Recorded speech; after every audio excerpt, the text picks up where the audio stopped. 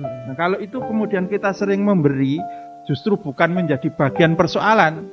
Kalau justru menjadi bagian persoalan, ini yang ngeri. Harus berani untuk mengambil satu kebijakan dan itu bertanggung jawab atas keputusan yang diambil.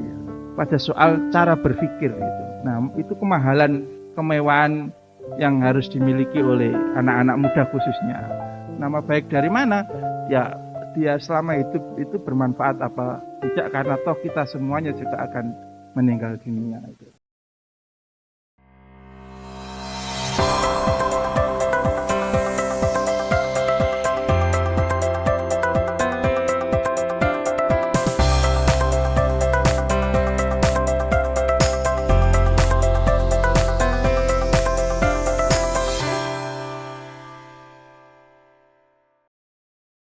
Nah, baik Pak Indra, kemudian apakah ada mekanisme atau pemantauan atau evaluasi jangka panjang terhadap dampak program di masyarakat ini, Pak?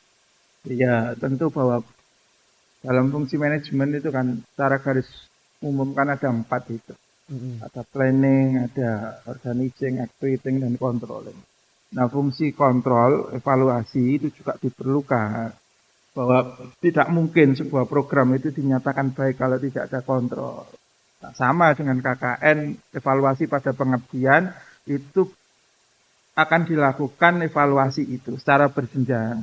Ada yang dilakukan internal oleh LPM, ya, sebagai penyelenggara juga dia mengevaluasi kekurangannya, juga diberikan yang independen oleh Komisi Penjaminan Mutu KPM itu, Prof. Dian itu, yang akan melakukan evaluasi secara menyeluruh, nanti masukannya diberikan kepada LPM selaku penyelenggara, sehingga kita bisa melakukan evaluasi kekurangan-kekurangan mana yang perlu ditingkatkan. Nah, itu menjadi hal yang baik dan terus dilakukan secara terus-menerus. Juga kita mendengar secara langsung dari masyarakat, dari DPL-nya, ya, persoalan apa yang perlu dibenahi itu tadi.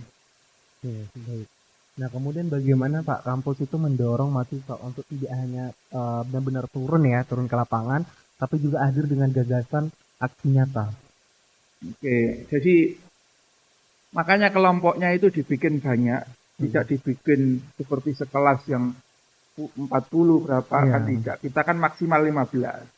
Dengan sedikit itu, harapan kita bahwa dia kan menanggung satu bentuk apa ya, sebagai agen sosial itu tadi ya, agen perubahan itu hadir di tengah masyarakat itu sudah punya beban. Nah, beban itu kemudian kalau dia sehat gitu ya, dia akan menyadari untuk segera merumuskan. Ya, merumuskan dengan dalam hal ini adalah perangkat desa dengan masyarakat sekitar untuk melakukan kontribusi apa yang bisa dilakukan dalam bentuk program kerja itu. Oleh karenanya sebelum dia menjalankan itu, dia harus laporan dulu kepada LPM untuk bisa mengambil bantuan keuangan, itu harus menyampaikan rencana program kerja. Nah, di situ awalnya bahwa itu bukan bersifat mati, tapi bersifat hidup untuk bisa dilakukan pengembangan-pengembangan yang lainnya. Oke.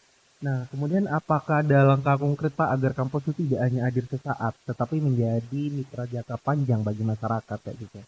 Nah, itu yang penting itu. Oleh karenanya bahwa menjaga nama alma mater itu sangat vital bagi semuanya.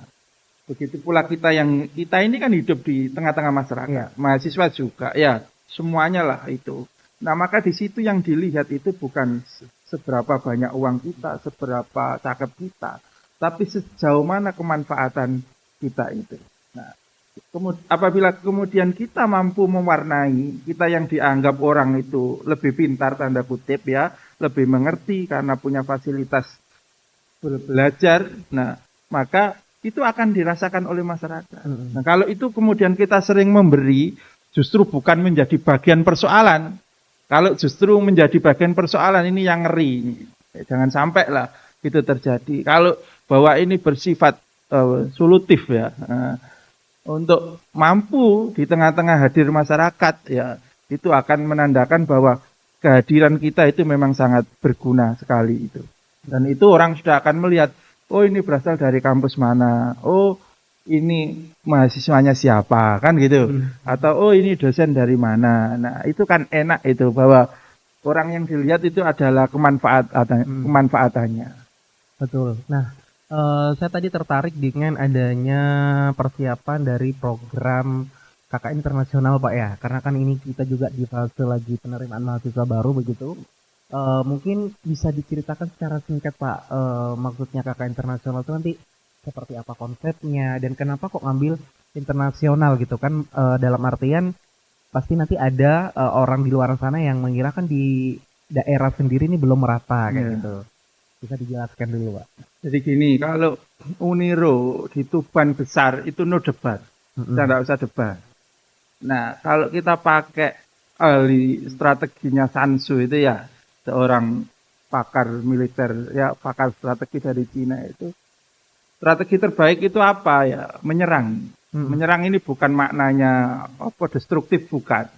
Tapi dalam makna untuk menebar kebaikan itu. Nah, menebar kebaikannya itu apa ya? Itu tadi. Kalau sekarang sudah di beberapa kabupaten, karena sistem yang baru itu kan aplikasi web KKN itu kan dibuat seluruh Indonesia. Maka kita perlu memperkenalkan bahwa Uniro itu bisa, Uniro itu punya hadir di tengah-tengah masyarakat.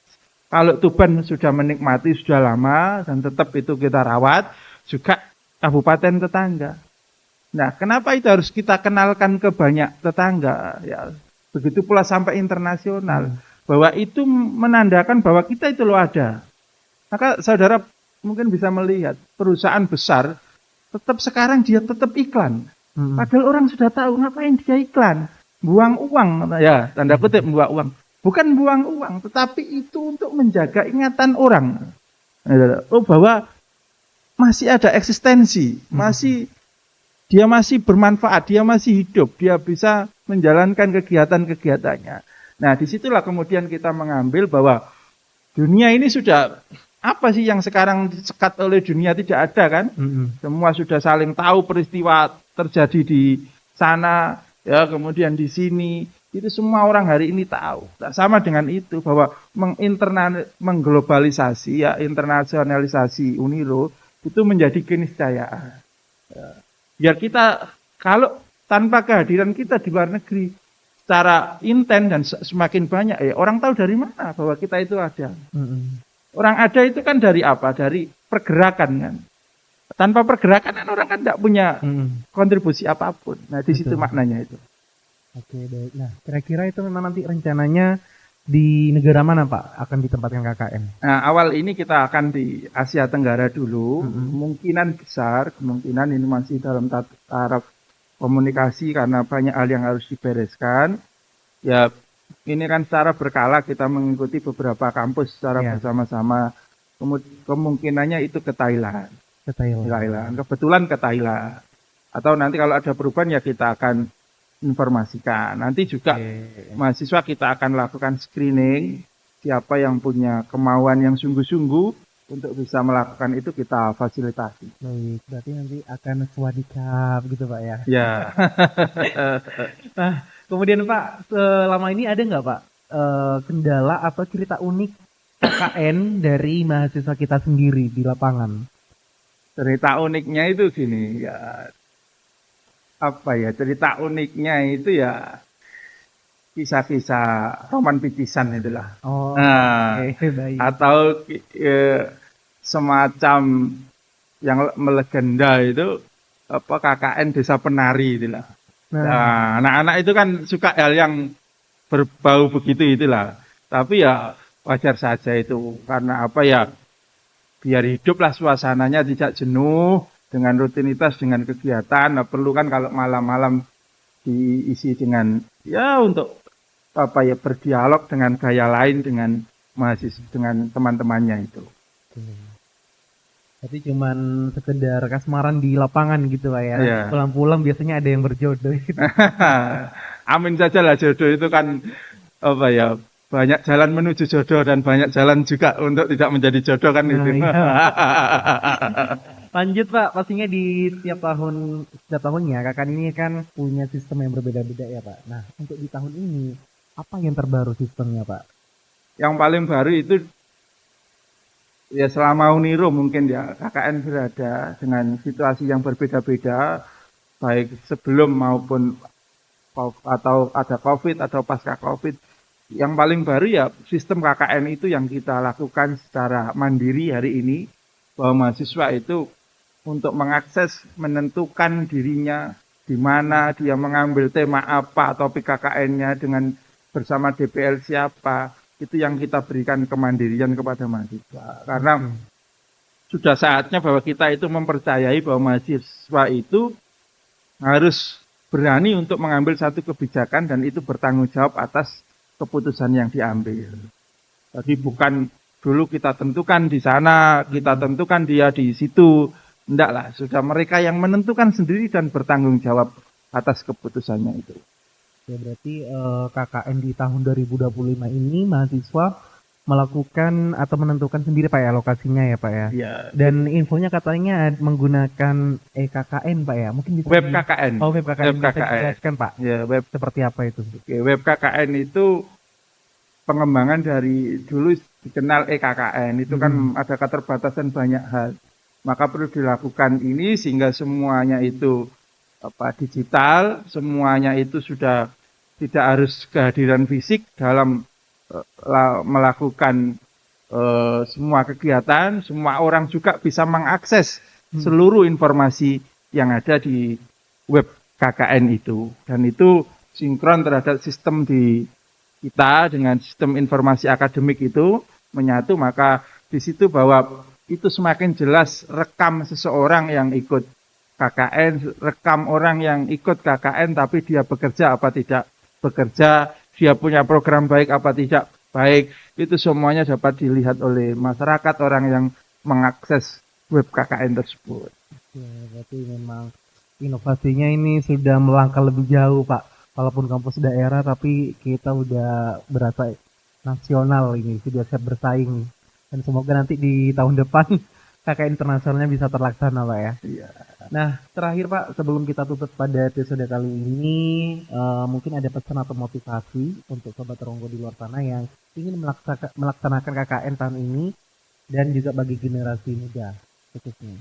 Oke, jadi kita itu boleh terlahir dari orang desa, tapi pikiran kita itu harus kota madani. Nah, kota itu bukan menjelaskan tentang letak geografis seseorang, tapi ini adalah cara berpikir, mindset ya seseorang. Itulah yang disebut kota, itu adalah bahwa dia menekankan sesuatu atas dasar kebutuhan, bukan sekedar keinginan. Nah, soal kita tinggal di desa, kita tinggal di mana saja, itu hanya soal geografis deh, itu tadi. Tetapi pikiran ini, itulah yang membedakan bahwa kita dengan yang lain itu pada soal cara berpikir itu. Nah, itu kemahalan, kemewahan yang harus dimiliki oleh anak-anak muda khususnya. Bahwa yang lainnya harta benda itu akan terdepresiasi, akan mengalami penyusutan. Tetapi pada sisi kecerdasan ya, yang dilakukan secara kontinu untuk mau belajar, belajar secara terus, itu tidak akan mengalami depresiasi, tapi akan mengalami apresiasi yang akan dirasakan begitu panjang itu. Karena ada istilah sederhananya bahwa harimau mati meninggalkan belang, gajah mati meninggalkan gading, manusia mati ya meninggalkan apa? Ya nama baiknya itu. Nama baik dari mana? Ya dia selama hidup itu bermanfaat apa tidak, karena toh kita semuanya juga akan meninggal dunia itu. Terima kasih. Ya, sebuah motivasi yang sangat terbaru Pak. Jadi memang perlu kita ketahui Sobat Ronggo di luar sana, walaupun kita tinggal di desa, tapi pikiran kita harus sebagai masyarakat kota yang maju gitu Pak ya. Jangan tinggal di desa, pikirannya juga di desa. Itu agak gimana gitu kan pada saat ini. Baik, terima kasih Pak Hendra atas kehadirannya, dan Sobat Ronggo, ini dia akhir dari episode kita hari ini. Kami harap Sobat Ronggo menikmati pembahasan kita tentang topik hari ini. Pastinya semoga pada episode kali ini dapat menginspirasi dan juga memotivasi serta mengambil segi positif dalam hidup. Jangan lupa untuk subscribe, like, dan juga komen. Sampai jumpa di episode berikutnya. See you next time.